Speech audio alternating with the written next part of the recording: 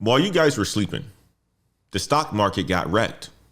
822 points gone off the Dow.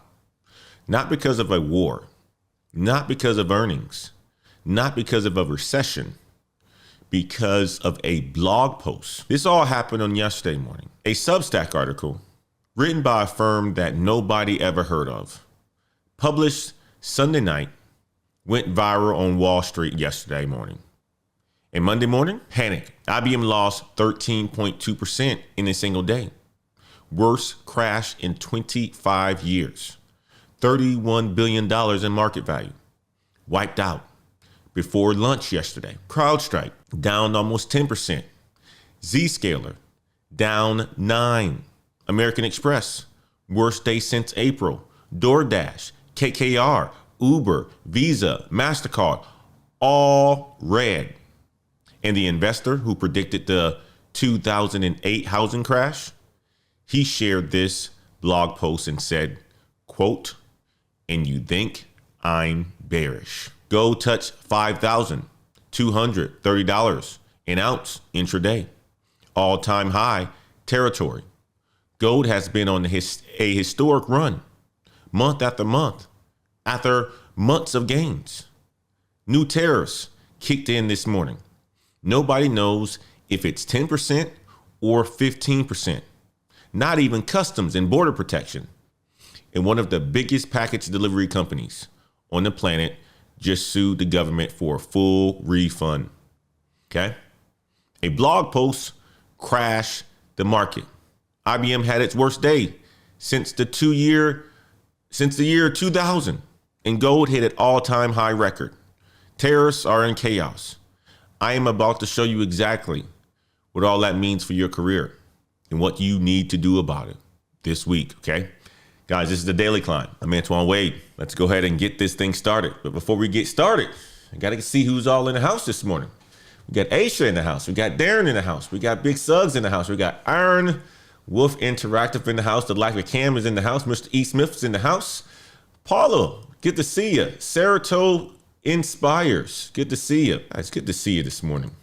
It's a beautiful Tuesday morning. Let's jump into the data because I know you guys want to see it. Okay? We're about to show you guys what all this means for your career. Let me break it down for you guys real quick because this isn't normal. This ain't a normal sell-off.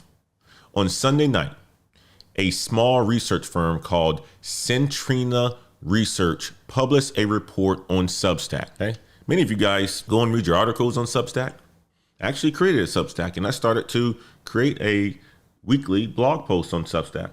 Great place to share your content if you are a writer. But the biggest finance newsletter on the platform, okay?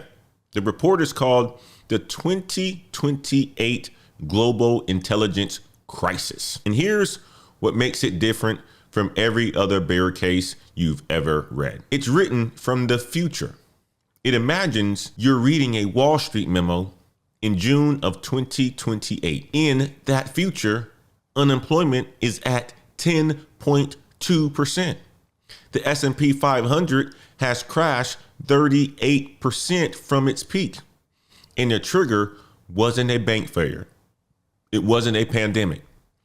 The trigger was AI agents replacing middle office workers across every single industry. Can you guys believe that? I want to show you guys a video of discussions about the sell-off. Listen in on this.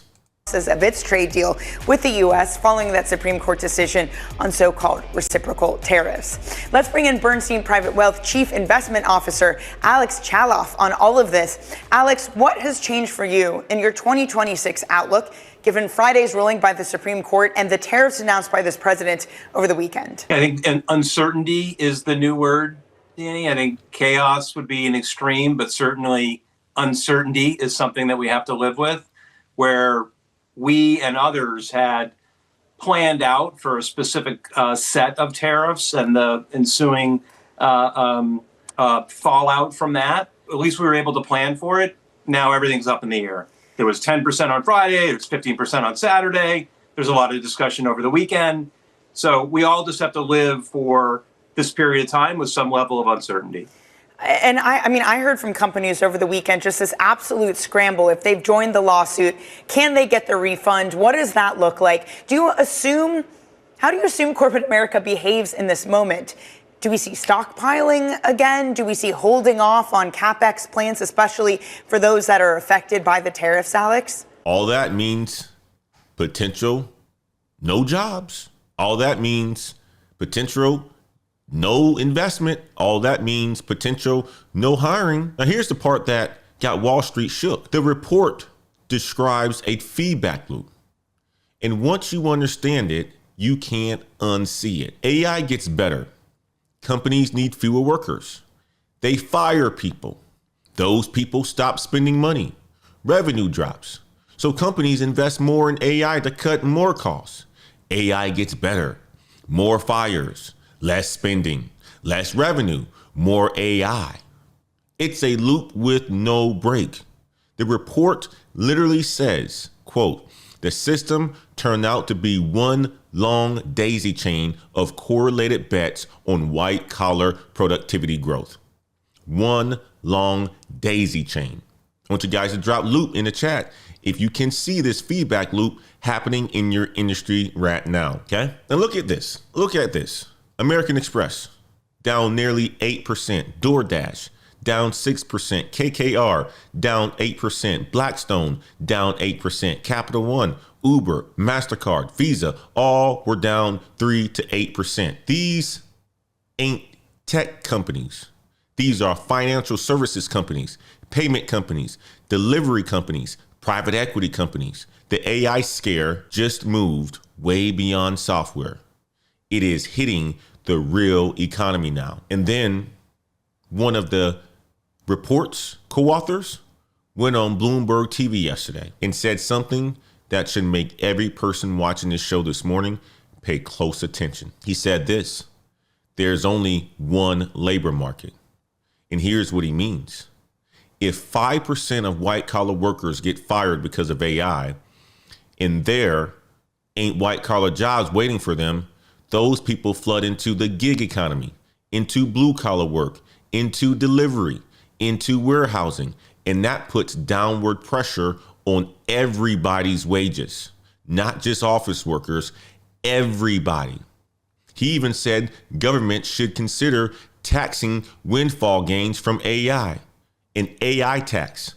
That's where we are now. And then this is the part that nobody else is covering. An executive at Anthropic. That's the AI company that you and I love because we use Claude, the one whose tools caused the entire sell-off wave. She said at a press event yesterday, we are grappling with exponentials. Let me say that again. The company whose AI tools are crashing these stocks is telling you the market's reaction makes sense. That's your signal, guys. I want you guys to drop signal in the chat if you hear this, okay? Now, let me show you the feedback loop in real time because it already happened. Yesterday, it happened to IBM. IBM stock crashed 13.2% on Monday. 13.2% down to $223.35. That is the worst single day for IBM since October of 2000, the dot-com crash. Bloomberg is reporting IBM is now down 27% just in the month of February alone. That's their worst month since at least 1968. That's before we landed on the moon, y'all. Now, what caused it? Another blog post. Anthropic, the AI company behind Claude, published a blog post saying their tool can now modernize COBOL code. COBOL. That's the programming language that runs your banks, runs your insurance companies, handles 95% of ATM transactions in the United States. That's the coding language that your grandpa learned how to code on, your uncles learned how to code on. And Anthropic said this: AI can now do it in quarters. What used to take consulting teams years. I want you guys to drop disrupted in the chat if your industry got hit this week. But it wasn't just IBM. CrowdStrike fell almost 10%. Zscaler, Cloudflare, Netscope, the entire cybersecurity sector got wrecked on yesterday. The CEO of CrowdStrike had to go on LinkedIn to defend his company. When a cybersecurity company and a CEO feels the need to publicly respond to an AI startup's blog post, that tells you everything about the moment that we are in. Now, here's what most people are missing. The head of Cloud, that's the tool that caused the crash. Claude. We talked about Boris on yesterday. He's the head of Claude. He was on a podcast this week, and he said one of his team principles is, quote, underfunding things a little bit. Why?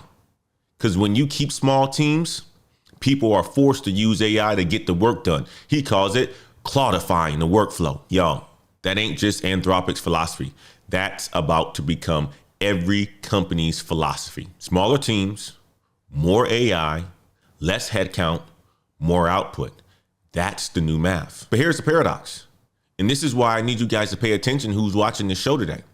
IBM, the same company that just lost $31 billion in market value, announced 10 days ago that they are tripling entry-level hiring in 2026. Their head of HR said the companies 3 to 5 years from now that are going to be the most successful are those that double down on entry-level hiring in this environment. Crazy, huh? That's what the HR said. The stock is crashing and they are hiring. How do you square that? Well, simple. They ain't hiring the same roles. They are hiring different people, new roles rewritten for AI, cheaper salaries. The jobs ain't disappearing, guys. The job description is changing. And if you don't change with it, that's when you become replaceable.